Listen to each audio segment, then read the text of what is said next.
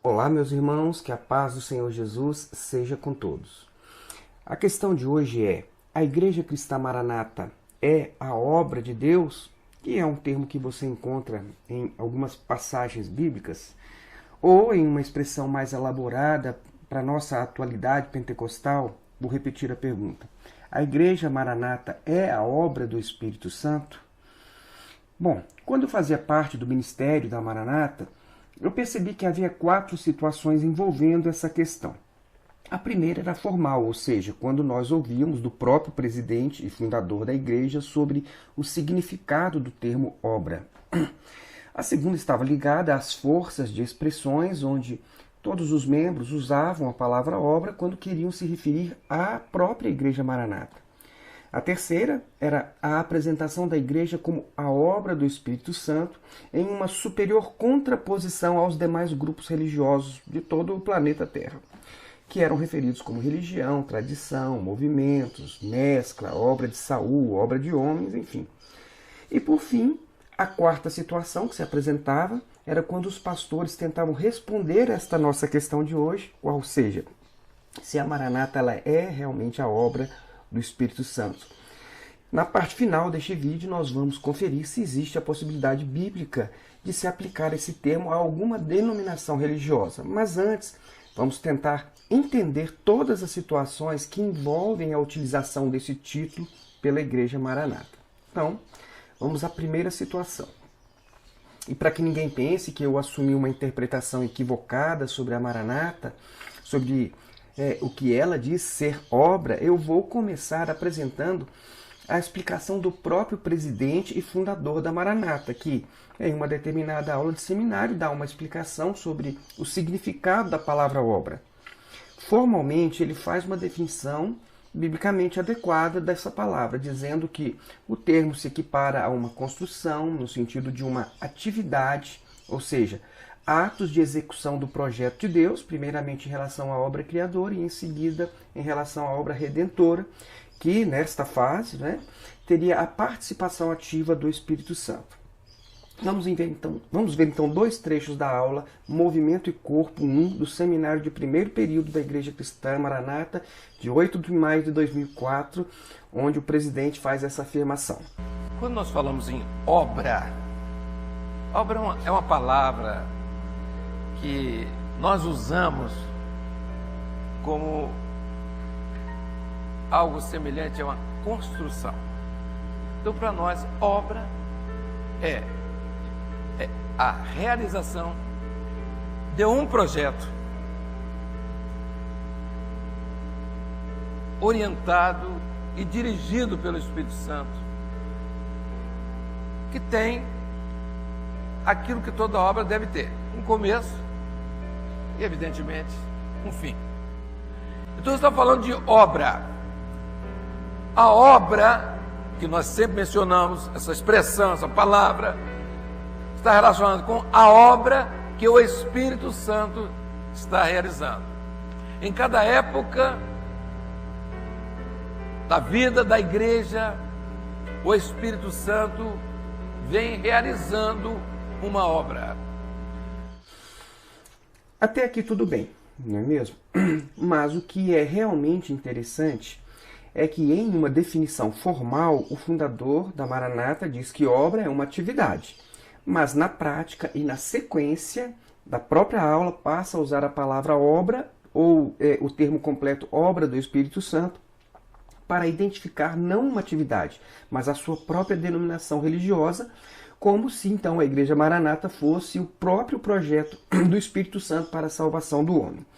Isso a partir de um determinado momento da história, uma vez que a Igreja Maranata só foi fundada no ano de 1968. Mas, para que isso fique bem claro, vejam apenas alguns trechinhos desta mesma aula, na parte 2, em que o presidente da Maranata já faz uma inequívoca menção à Maranata como sendo a própria obra, exemplificando, inclusive, um fato que teria ocorrido no começo da obra, ou seja, quando a Igreja Maranata iniciou suas atividades. Então vejam só isso. O cidadão chegou no começo da obra, foi até comigo, falou para mim e disse: estou com um livro aqui, Oral Robert, Cura pela Oração, Nós temos que impor isso aqui. Vocês perceberam que a utilização prática da palavra obra é diferente da explicação teórica? E nós bem sabemos que as atitudes práticas elas falam muito mais alto do que qualquer teoria. Ralph Waldo Emerson definiu bem essa questão quando ele disse o seguinte: as suas atitudes falam tão alto que eu não consigo ouvir o que você diz. Ou seja, entre o que você diz e o que você faz, prevalece o que você faz. Então, dizer uma coisa e fazer outra diferente, e às vezes até no sentido contrário, revela uma incoerência muito grande. Mas o pior é quando nós percebemos que a incoerência não é fruto da ignorância, mas de uma estratégia para se alcançar algum objetivo. Por exemplo, se você perguntar ao fundador da Maranata se somente eles são salvos, ele vai dizer com toda certeza que não, que as pessoas salvas, há pessoas salvas em todas as denominações, e ele é capaz de até te dizer que eles nunca disseram isso. E da mesma forma, se você fizer essa mesma pergunta a qualquer membro da Maranata, a resposta vai ser a mesma: nós nunca dissemos isso. E é verdade, eles nunca dizem isso. Mas então, por que tantas pessoas ficam com a pulga atrás da orelha quando ouvem esse tipo de declaração formal? Por causa da incoerência. Quem presta atenção no discurso e na prática vai ficar com a sensação de que alguma coisa está errada. Então, quando as pessoas dizem uma coisa e fazem outra, eu sou obrigado a verificar o que fala mais alto. Se é o que eles dizem ou se é o que eles fazem. No caso da Maranata, você só terá algumas respostas se você for um bom observador. No caso da exclusividade da salvação, por exemplo, você tem que prestar bastante atenção. Não no que eles dizem, mas no modo como eles se consideram em relação aos outros, no modo como eles tratam os outros, no modo como eles se referem aos outros, no modo como eles tratam quem saiu da igreja e assim por diante. No caso do conceito de obra, eu sei que as pessoas que são ou que já foram membros da Igreja Maranata sabem que a explicação formal, essa que o pastor deu, sobre o que seria a obra, ela é uma. E que a utilização dessa palavra na prática, no dia a dia da igreja, é outra. Mas eu fiz questão de colocar esse pequeno trecho da aula do Manaim apenas para que as minhas afirmações elas não pareçam levianas. Mas vejam bem, o que eu estou tentando mostrar para você é que há uma confusão entre a explicação formal e a utilização do termo na prática do dia a dia da igreja. E, a meu ver, essa não é uma confusão irrelevante, algo sem importância, mas uma estratégia muito bem planejada para um fim específico, como eu vou tentar mostrar para vocês agora na sequência. Bom, então vamos falar agora sobre a segunda situação. Aquela em que há uma confusão de palavras e significados por meio da fusão entre duas palavras em uma associação positiva. Como todos os membros e ex-membros da Maranata sabem, eu tenho certeza que sabem, a maioria das menções à igreja por suas lideranças e, consequentemente, por seus membros se referem à igreja pelo título obra, que é uma forma reduzida de dizer obra de Deus ou obra do Espírito Santo, que, no caso desta última, é a preferida. Por isso, já nos primeiros momentos de convivência com os irmãos da obra, qualquer frequentador já será capaz de associar a troca da palavra Igreja Maranata pela palavra obra. Isso é fácil de perceber. Isso é porque eles estão frequentando um ambiente onde todas as pessoas, novas ou velhas, ricas ou pobres, brancas ou negras, membros ou pastores, estão se referindo à igreja com essas expressões do tipo: os servos da obra são assim, na obra é assim, esta obra é maravilhosa, nesta obra tudo é revelado, esta obra é filho único, a obra tem que estar em primeiro lugar na sua vida. A obra é tudo para nós. Obra é obra, o resto é sobra. E de tanto ouvir estas expressões, até mesmo um iniciante já entende que obra significa Igreja Maranata. Então é a mesma coisa. Se diz obra ou se diz Maranata é a mesma coisa. E sendo que obra significa obra do Espírito Santo, vontade de Deus, igreja fiel, santos, escolhidos, eleitos, salvos, etc. Sempre que esta pessoa ouvir a palavra obra, a sua mente vai relacionar automaticamente uma coisa com a outra. E essa é uma associação positiva que eu estou me referindo, onde a palavra obra se liga a tudo que é perfeito, puro, bom. E como eu disse, essa fusão de palavras ela não é algo despropositado, mas ela é uma estratégia de repetição subliminar para assim, introjetar na mente das pessoas uma ideia específica. E eu vou explicar o porquê. As mensagens repetidas e subliminares fazem, de um modo natural e imperceptível, que as pessoas conectem uma simples palavra a alguma ideia ou a um conjunto de significados. No caso da Maranata, quando a pessoa ouve a palavra obra, ela vai fazer uma conexão imediata com a própria igreja e com a obra do Espírito Santo, e também com a ideia de salvação, e também com a ideia de perdição. Ou seja, ela já ouviu a palavra obra, ela já entende céu e inferno também. E para que você não pense que eu estou exagerando, vamos passar um pequeno trecho de uma aula do seminário da Maranata, onde o próprio fundador usa este termo obra repetidas vezes, e sempre no sentido de identificar a igreja como sendo, então, essa obra que ele está se referindo. Vamos lá. Meus irmãos, filho único. Essa obra é filho único. Porque não conhecer essa obra, não amar essa obra como filho único, ele vai cair com o ministério de Eli. Porque esta obra, meus irmãos, prestem bem atenção no que eu estou dizendo, todos trabalham para ela. Porque os fiéis vão vir para ela. Onde eles estiverem, eles vão vir para essa obra. Eles vão reconhecer. O infiel não. Ele vai continuar, é meia sola mesmo e vai embora. Agora, a obra, meus irmãos, é filho único. É filho único. Eu sempre conto uma experiência, e eu vou contar para terminar aqui, uma experiência sofrida, sentida, doída. A esposa tinha estado em Portugal, num seminário nosso, lá da obra. Alegria, e ela começou a falar da obra. Eduardo, a obra. Eduardo, você precisa conhecer, você não podia ter deixado de ver. Aí começou a falar do que ela ouviu, as mensagens, ele foi, chegou em casa, como eu gosto, não, Zé Eduardo, e a obra, daí um pouco eles foram para o quarto, ela continuou falando da obra, e ele dormiu.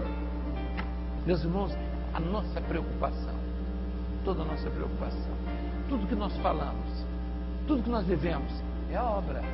Samuel, meu filho, Samuel, meu filho, como você é querido. Essa obra é assim, como essa obra é querida. Almoçamos a obra, jantamos a obra, dormimos a obra, madrugamos a obra, acordamos a obra, trabalhamos. A obra está no nosso coração. Quando não é assim, não é a obra. É uma religião. É uma religião. E a religião ela vai acabar na sua vida. Mas a obra é filho único. É aquilo que nós temos todos os dias da nossa vida, enquanto nós vivemos. Meus irmãos, nós não temos outro lugar para ir. Não há um outro lugar para nós.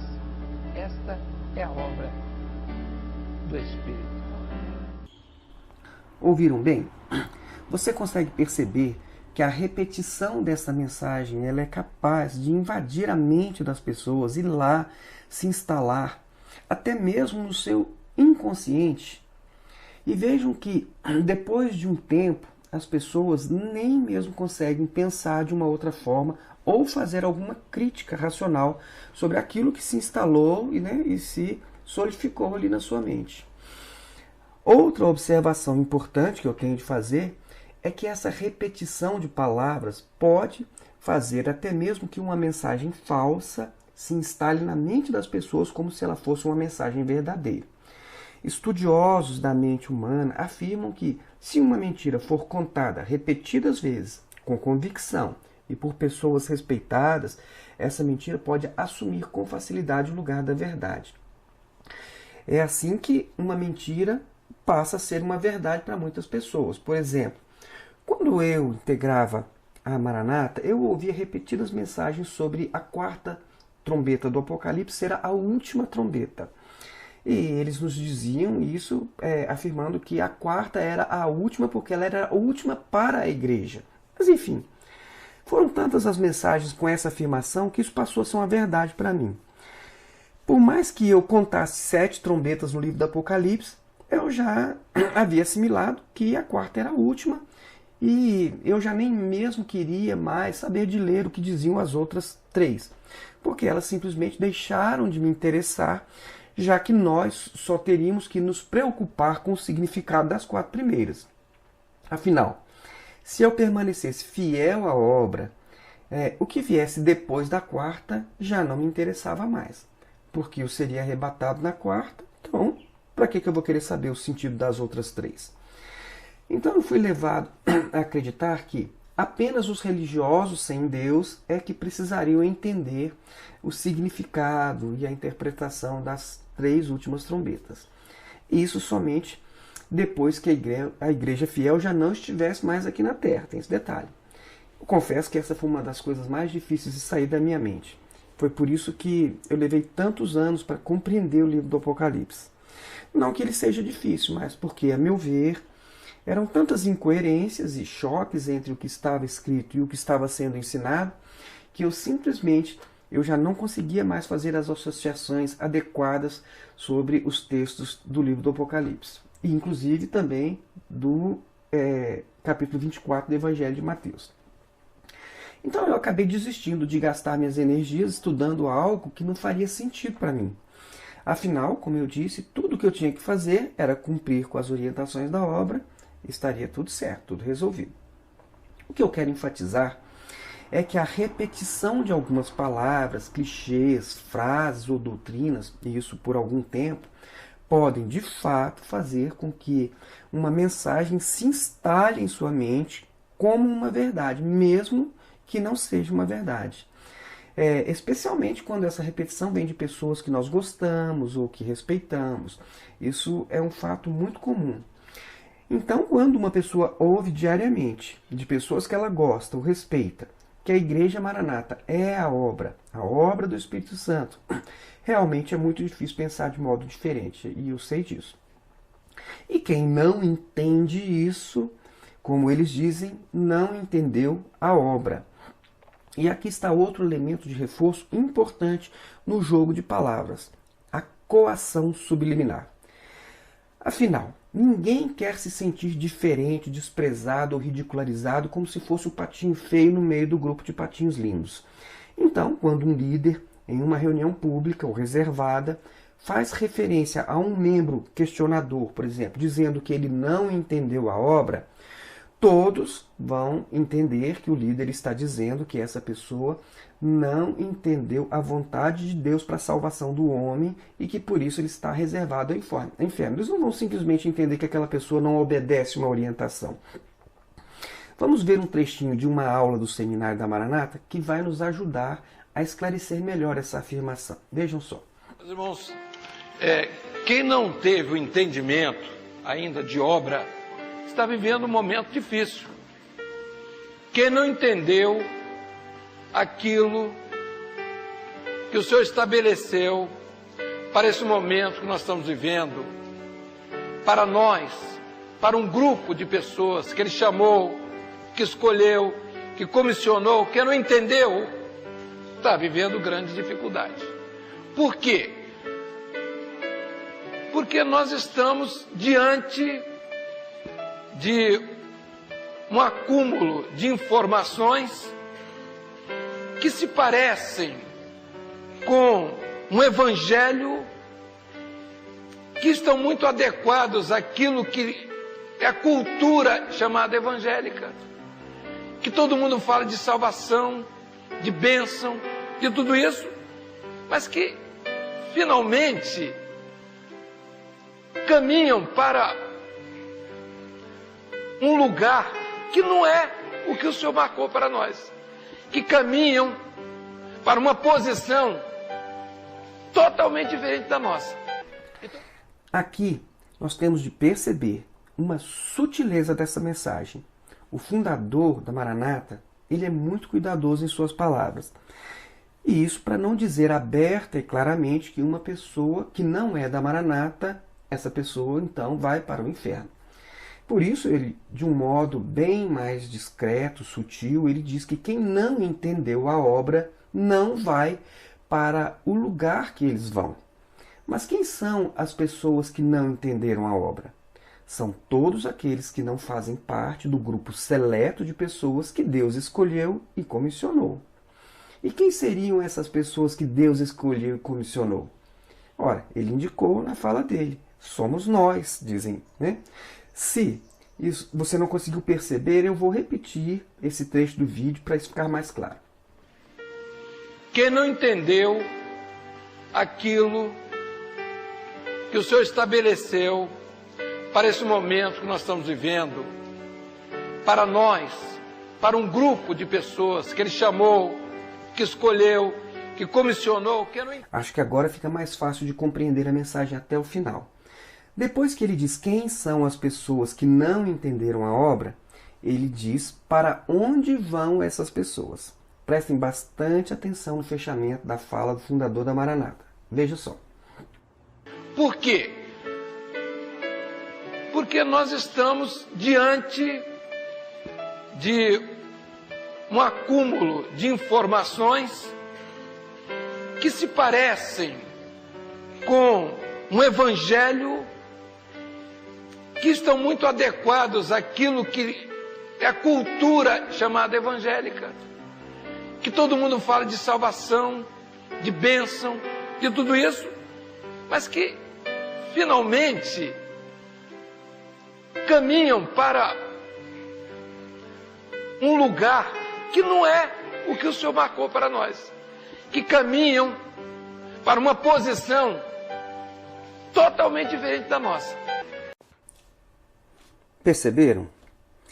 Em outras palavras e em síntese, a mensagem que ele passou aos ouvintes foi a seguinte: quem não entendeu a obra vai para o inferno. Se você acha que eu estou exagerando, volte o vídeo e ouça esse trecho da mensagem mais algumas vezes, lembrando que se eles vão para um lugar que é o céu e os outros vão para um lugar bem diferente, esse lugar só pode ser o inferno, uma vez que não existe uma outra possibilidade do ponto de vista bíblico, não é mesmo? Esta é uma pequena prova de como a Igreja Maranata tem uma linha de pensamento exclusivista em relação à salvação e de como eles tratam os outros grupos cristãos em geral. E é claro, eles nunca vão admitir isso abertamente.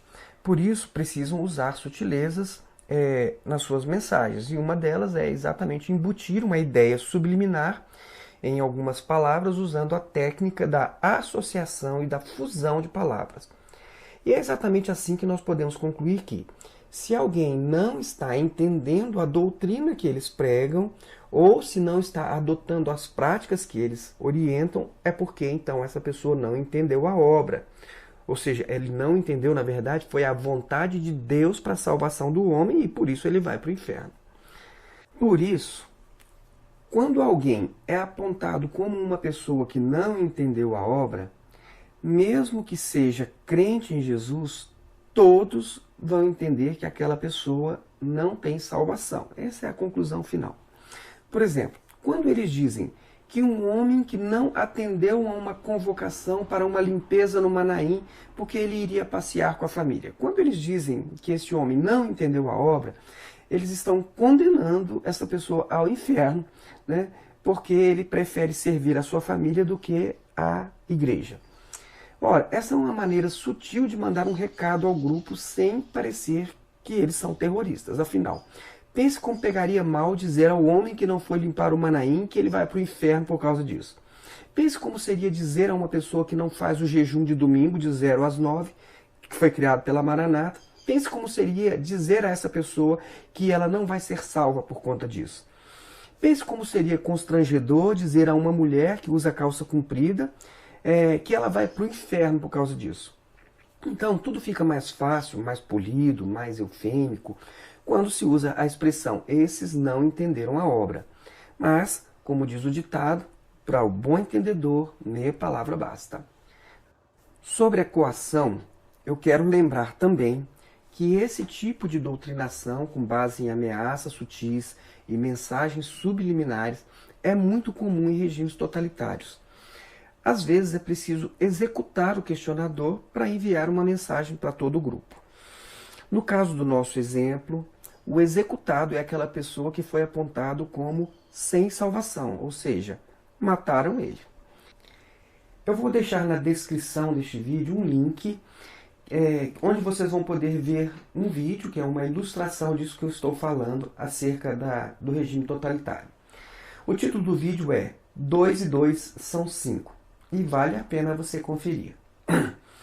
Então, meus irmãos, é no conjunto dessas associações que se cria uma confusão entre servir a igreja e servir a Deus, entre servir aos interesses e projetos da igreja e fazer a obra de Deus.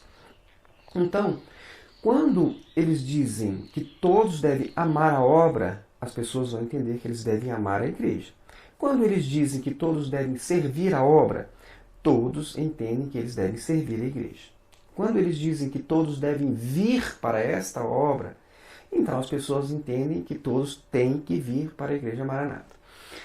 Vejam como essa técnica de fusão de palavras é eficiente. No caso da Igreja Maranata, é uma fusão de uma expressão inteira, obra do Espírito Santo, com o próprio nome da Igreja Maranata. E isso resulta em uma outra palavra muito simples, que é obra. Logo, com a utilização de uma única palavra, curta, simples, vem à mente das pessoas uma mensagem poderosa, pois essa palavra curta e simples traz uma significação ampla, com uma ideia embutida, e eu já disse isso. É como se fosse um link de computador. Você pode acessar um arquivo que está dentro da 20ª subpasta do seu computador com apenas um clique no link do endereçamento que foi criado, e sem ter que abrir pasta por pasta, desde a raiz até chegar lá na 20ª. Então, quando o pastor simplesmente diz a palavra obra, ele está ativando na mente dos fiéis um link que levará o irmão a acessar uma série de significados e informações que já foram guardadas no arquivo daquela 20ª subpasta da sua mente. Por isso, dizer que o fulano de tal não entendeu a obra passa a significar muito mais do que simplesmente dizer fulano não nos obedece. Significa que fulano não obedece à vontade de Deus, que ele não respeita a revelação do Espírito Santo, que ele não ama o Senhor, que ele não faz parte da igreja fiel, que ele despreza os ensinamentos da Bíblia, que ele não vai ser arrebatado, enfim, que ele não vai ser salvo. E, a contrário senso, significa também que a sua alma está condenada ao inferno, que é o lugar dos desobedientes e infiéis. Vocês conseguem perceber isso? Há uma inteligência por trás dessa fusão de palavras. Não é apenas uma troca de palavras sem importância. Agora, a segunda situação. A segunda situação que eu indiquei no início do vídeo está relacionada diretamente com a primeira, porque depois que os significados da palavra obra já estão implantados na mente do novo convertido, vem agora a segunda fase. Essa segunda fase somente ela é desenvolvida nos seminários e não nas igrejas, porque isso poderia afastar os visitantes e frequentadores e aqueles candidatos a se tornarem membros da igreja. Esse é o momento da doutrinação, que é feita nos manaíns, que é o ambiente perfeito, por causa da visível conformação mental e também do comportamento entre todos os participantes. Ali tudo parece extremamente espiritual e normalmente o marinheiro de primeira viagem, ele vai ser introduzido ali no meio de 3.000 outras pessoas que pensam e agem exatamente do mesmo jeito. Então aquele ambiente auditivo, com músicas extremamente elaboradas, testemunhos impressionantes, associado ao ambiente visual, onde todos se comportam de uma maneira exemplar. Esse ambiente é poderoso para fazer com que o novo convertido fique impressionado e receptivo a tudo que for dito. Afinal, se tem tanta gente boa ali, é porque aquilo deve ser muito bom, não é mesmo? Então, naquele ambiente propício, é que chega a hora da fase da doutrinação, quando são implantadas na mente das pessoas algumas outras associações, agora algumas negativas. E que associações negativas seriam essas? Eu me refiro ao fato de se apresentar uma contraposição ao significado da palavra obra, ou seja, é o momento de se aprender o que significa não ser a obra. Essa parte do trabalho mental é de suma importância, pois é nessa fase que se consegue evitar que um novo membro pense em se desligar da igreja ou mesmo de se aproximar de outros grupos evangélicos, a ponto de que ele perceba então que os ensinamentos que ele está recebendo ali podem estar equivocados. Então, sutilmente e de um modo até extrovertido, alguns mestres vão começar a contar aos ouvintes alguns segredos da obra. E nesse momento inicial vão afirmar que Deus só revelou esses segredos à obra e que só a obra tem a palavra revelada.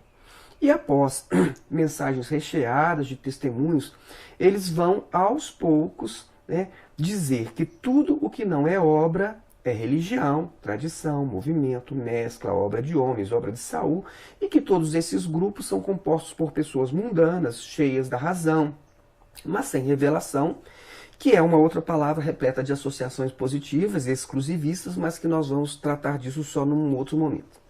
Então, no final, após as associações, as pessoas, os ouvintes, eles vão sair com uma certeza. Só na Igreja Maranata eu tenho a salvação. Porque somente nesta igreja Deus se manifesta de um modo especial. Nas outras, embora haja boas intenções, as suas más qualidades impedem a operação genuína de Deus e vão levá-los inevitavelmente ao misticismo e, por fim, ao inferno. E o exemplo mais bem trabalhado sobre essa afirmação é o de Saul, conforme nós já tratamos, inclusive, num vídeo anterior. A terceira situação, que eu indiquei no início do vídeo, é bem interessante. É quando a liderança da Igreja Maranata percebe alguns focos de questionamento sobre a associação da palavra obra com a igreja. Então, eles reservam alguns poucos minutos de uma aula qualquer dos seminários para dar a seguinte explicação. A Igreja Maranata faz parte da obra de Deus, mas, em seguida, eles vão dizer que eles não sabem se as outras fazem parte da obra, mas eles têm certeza que eles fazem. Eu ouvi esse argumento por mais de uma vez da boca do próprio presidente da Maranata, e isso me incomodava bastante porque a contradição era patente e me parecia proposital. Ou seja, era uma forma de negar de uma forma o que se afirmava por outra maneira. Aquelas palavras diziam uma coisa, mas todo o resto dizia outra completamente diferente, como nós já vimos, inclusive. Então, se você já ouviu isso que eu ouvi, também deve ter percebido que, até mesmo quando eles negam que a obra seja exclusivamente a Igreja Maranata, eles fazem isso rapidamente e lançando dúvidas sobre as outras igrejas, e reafirmando por todo o restante do tempo que eles são, de fato, a obra do Espírito Santo. Mas, afinal, a Maranata é ou não é a obra do Espírito Santo? Ou, em outras palavras, a obra de Deus? Se você é um leitor da Bíblia, agora vai ficar mais fácil de você notar que a expressão obra de Deus não pode ser confundida com o nome de nenhuma denominação cristã. Isso por um motivo bem simples. Obra de Deus se refere a uma atividade e não a uma instituição ou a um povo qualquer. Obra de Deus é uma ação de Deus, que vai da elaboração de um projeto à sua consumação. O projeto de Deus iniciou-se com a obra criadora, foi consolidado com a obra redentora, por meio da vinda do Filho de Deus ao mundo, para se entregar como sacrifício pelo pecado do homem.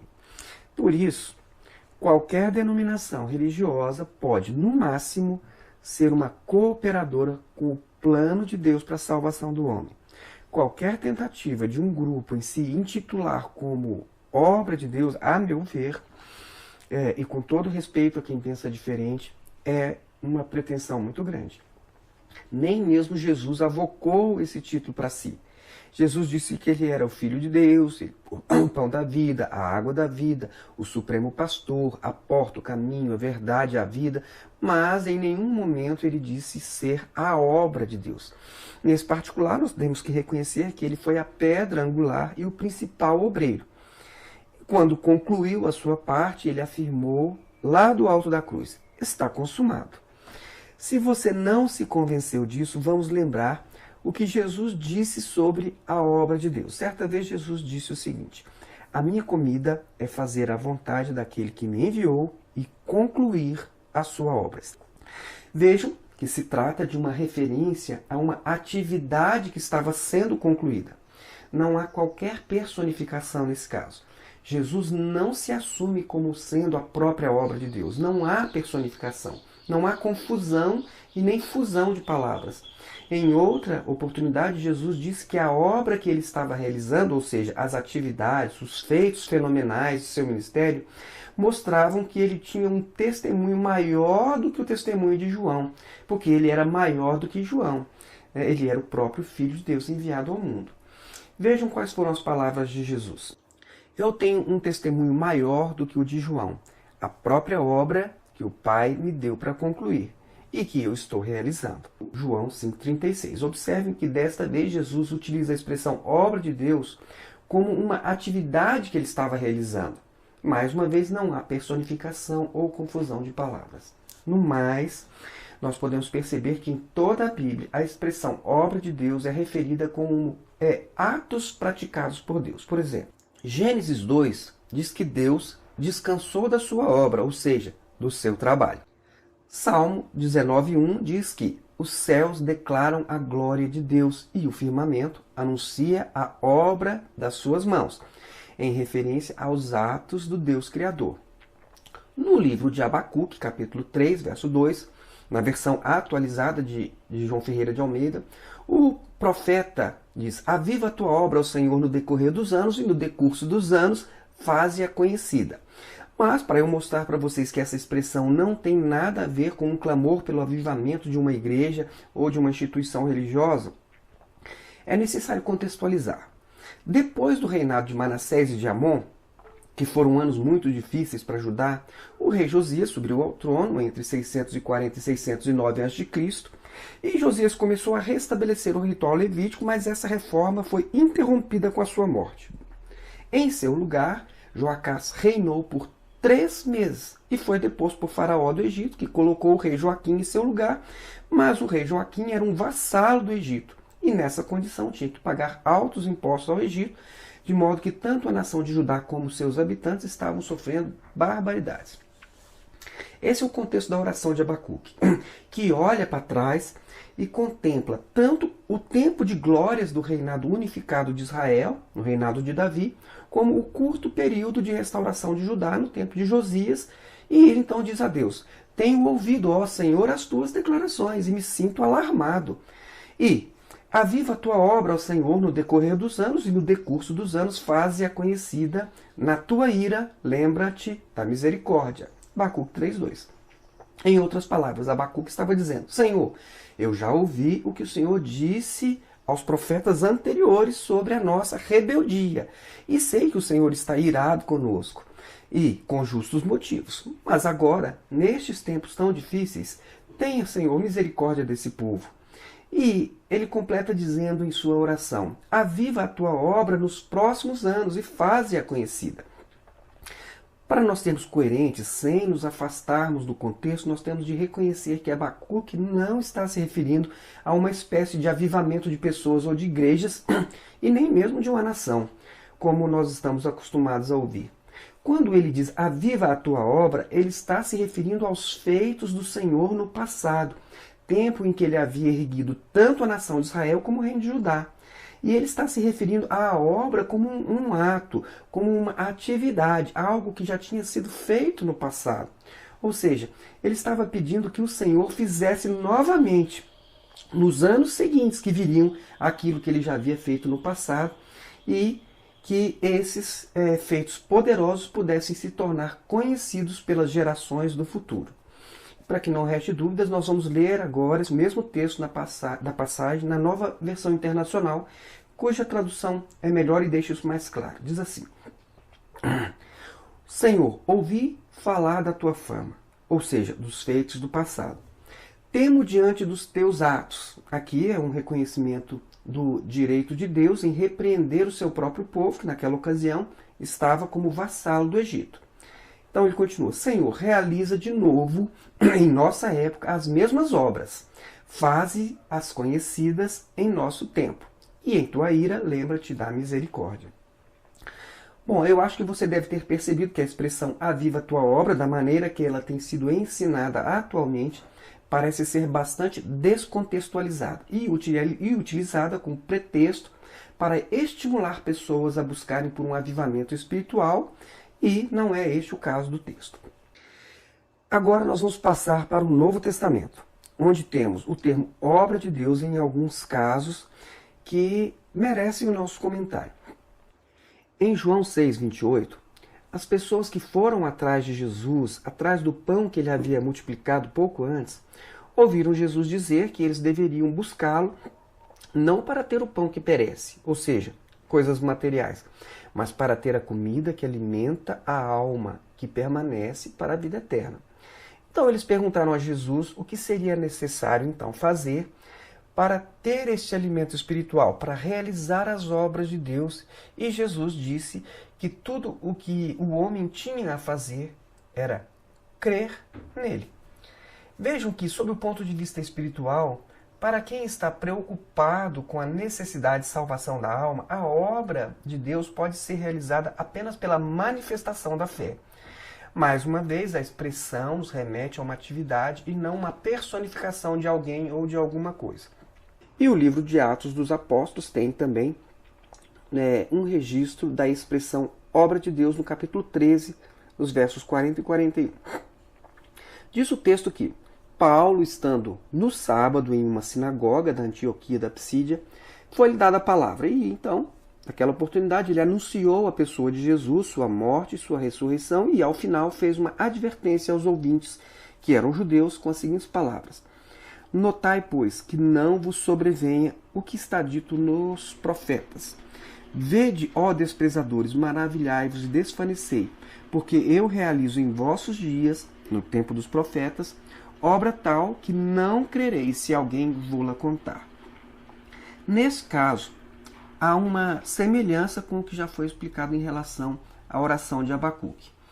Aqui, a referência à obra diz respeito a atos de Deus operados no passado, e que, segundo os profetas do Velho Testamento, eram difíceis de acreditar, mas que eles eram privilegiados por terem presenciado aquilo nos seus dias e, por isso, não deveriam desprezar esse privilégio, porque Deus não os teria por inocente.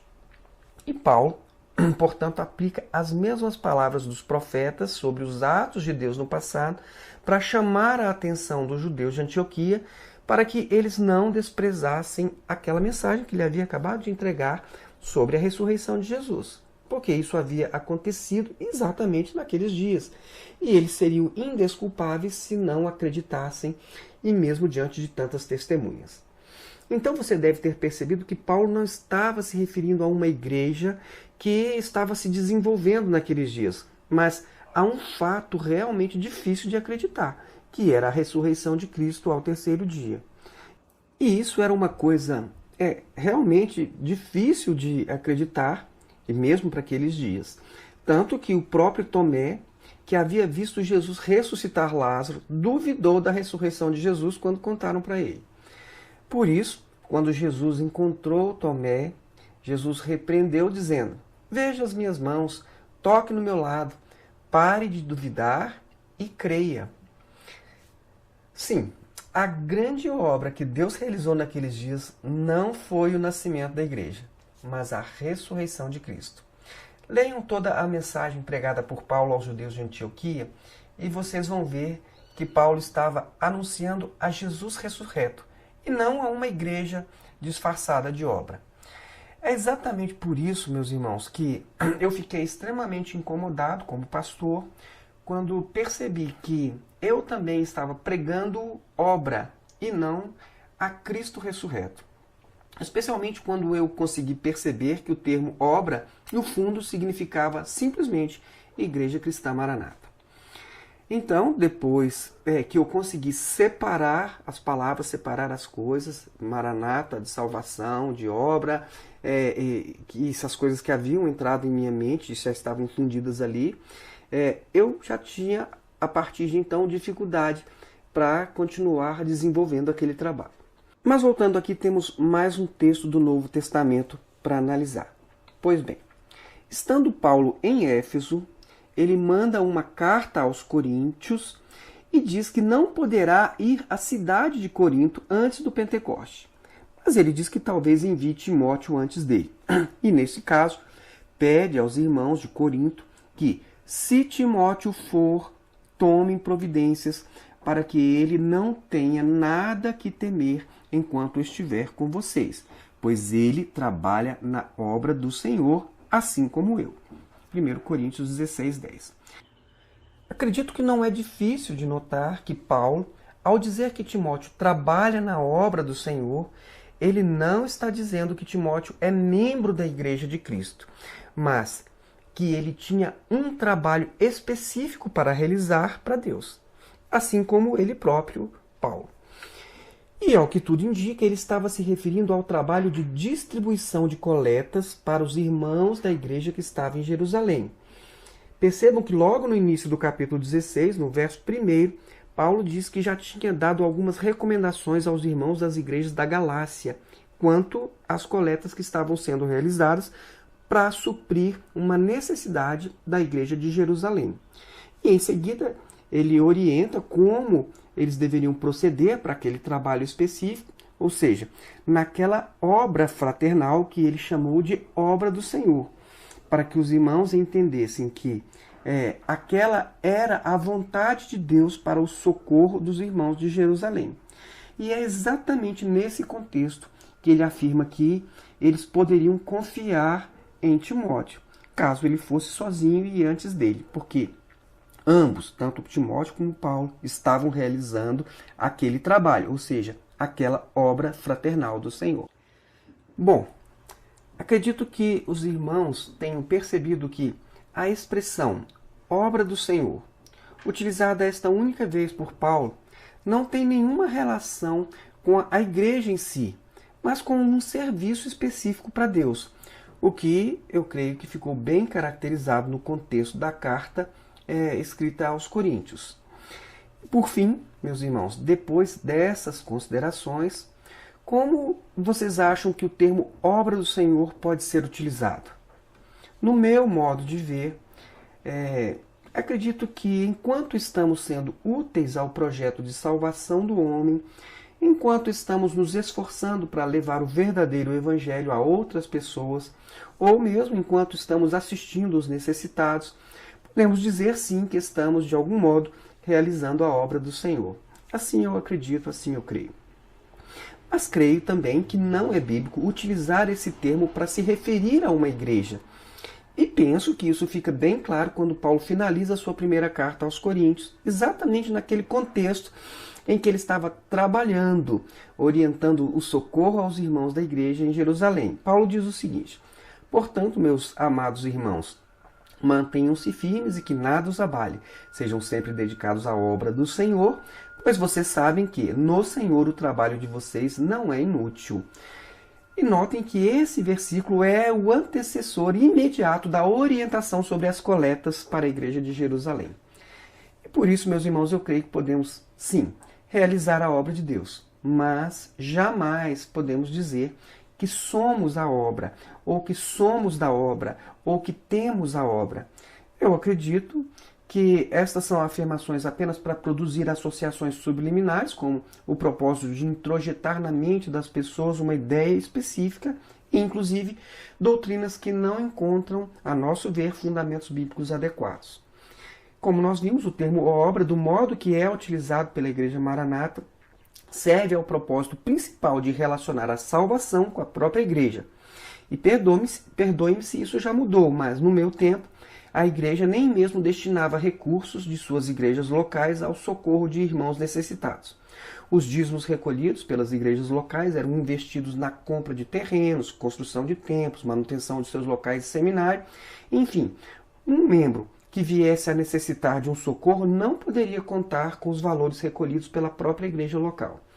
Ou seja, todo o dinheiro que entrava era gasto quase que exclusivamente com as atividades que interessavam ao ensinamento da doutrina da Igreja Maranata, e nada mais.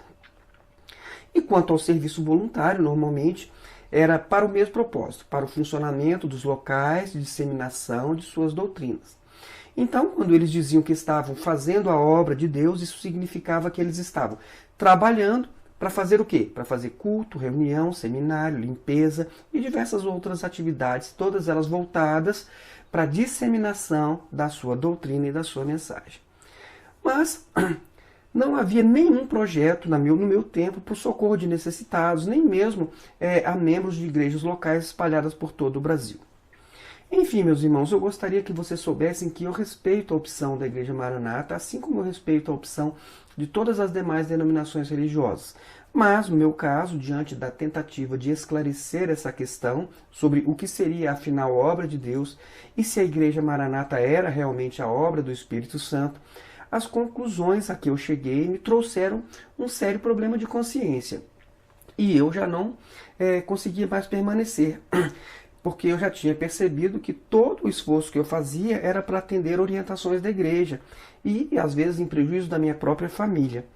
E, na verdade, eu não estava realizando a obra de Deus. O que eu estava fazendo apenas era servindo aos interesses da igreja, que só investiu seus recursos no sistema de difusão das suas doutrinas. Doutrinas essas que, inclusive, eu comecei até a perceber que havia algum problema com elas, como eu estou trazendo aqui para vocês, questão por questão, né, aos pouquinhos, para poder trazer as dúvidas para vocês, as dúvidas que eu tive e o modo como eu esclareci. Bom, eu desejo então que você realize de verdade a obra de Deus, disseminando o Evangelho, a salvação de Jesus, amando os seus irmãos. E agradeço a sua paciência em me ouvir por todo este tempo. Espero não ter ofendido ninguém com as minhas observações e desejo que Deus abençoe a todos grandemente. Fiquem na paz do Senhor Jesus e até a nossa próxima questão.